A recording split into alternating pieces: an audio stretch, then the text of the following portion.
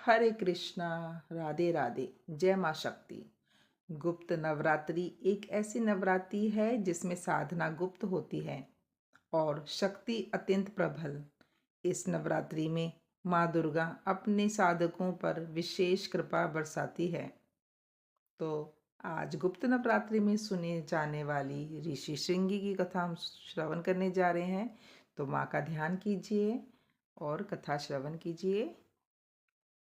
पौराणिक कथा के अनुसार एक बार ऋषि श्रृंगी भक्तजनों को दर्शन दे रहे थे और तभी अचानक भीड़ से एक स्त्री निकल कर आई। वह स्त्री ने कर्मबद्ध होकर ऋषि श्रृंगी से बोली कि मेरे पति दुर्व्यसनियों से सदा घिरे रहते हैं, जिस कारण मैं कोई पूजा पाठ नहीं कर पाती, ना ही धर्म और ना भक्ति से जुड़ा कोई कार्य कर पाती हूँ। उस स्त्री ने बताया कि मेरा पति मांसाहारी है, जुआरी है, लेकिन मैं माँ दुर्गा की सेवा करना चाहती हूँ। उनकी भक्त की साधना से अपने और परिवार के जीवन को सफल बनाना चाहती हूँ। ऋषि श्रृंगी महिला के भक्ति भाव से बहुत प्रभावित हुए और उन्होंने उस स्त्री को आदरपूर्वक उपाय बताते हुए कहा कि वास्तविक और शारदीय नवरात्रि से तो आम जन सम्मान परिचित है, लेकिन इसके अतिरिक्त दो नवरात्रि और भी होते हैं जिन्हें गुप्त नवरात्रि कहा जाता है। उन्होंने कहा कि प्रकट नवरात्रों में 9 देवियों की उपासना होती है और गुप्त नवरात्रों में 10 महाविद्याओं की साधना की जाती है। और इन नवरात्रों की प्रमुख देवी स्वरूप का नाम सर्वेश्वरीय कारिणी देवी है। यदि इन गुप्त नवरात्रों में कोई भी भक्त माता दुर्गा की पूजा साधना करता है तो माँ उसके जीवन को सफल कर देती है। ऋषि श्रृंगी ने आगे कहा कि लोभी, कामी, व्यसनी, मांसाहारी अथवा पूजा पाठ न करने सकने वाले भी यदि गुप्त नवरात्रि में माता की पूजा करता है तो उसे जीवन में कुछ और करने की आवश्यकता नहीं रहती। उस स्त्री ने ऋषि श्रृंगी के वचनों पर पूर्ण श्रद्धा करते हुए गुप्त नवरात्रि की पूजा की। माँ उस पर प्रसन्न हुई और उस स्त्री के जीवन में परिवर्तन आने लगा। उसके घर में सुख शांति आ गई और पति भी गलत रास्ते से सही रास्ते में आ गया। तो ये थी नवरात्रों में सुनने वाली पहली कथा। अब दूसरी कथा हम सुनते हैं।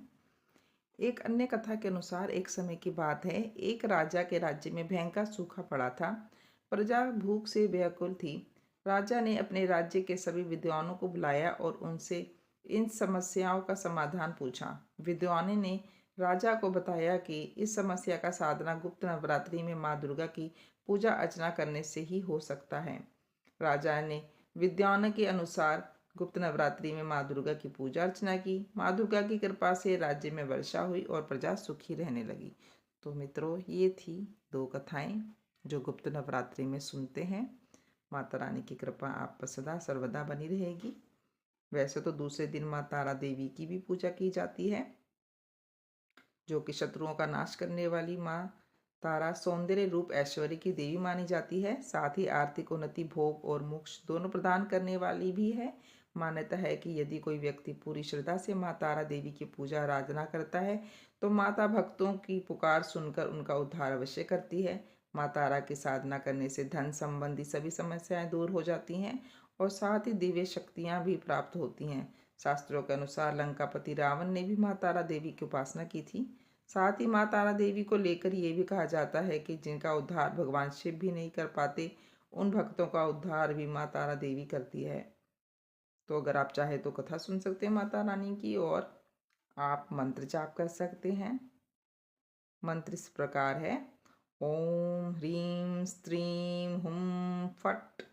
ओम ह्रीं स्त्रीं हुम फट। आप 12 माला कर सकते हैं या तो आप 108 माला कीजिए, आप अपने सामर्थ्य अनुसार कर सकते हैं। तो दोस्तों, ये थी गुप्त नवरात्रि की कथा व जानकारी। धन्यवाद। राधे राधे। हरे कृष्णा। मेरे चैनल को लाइक ज़रूर कीजिएगा और सब्सक्राइब भी अवश्य कीजिएगा।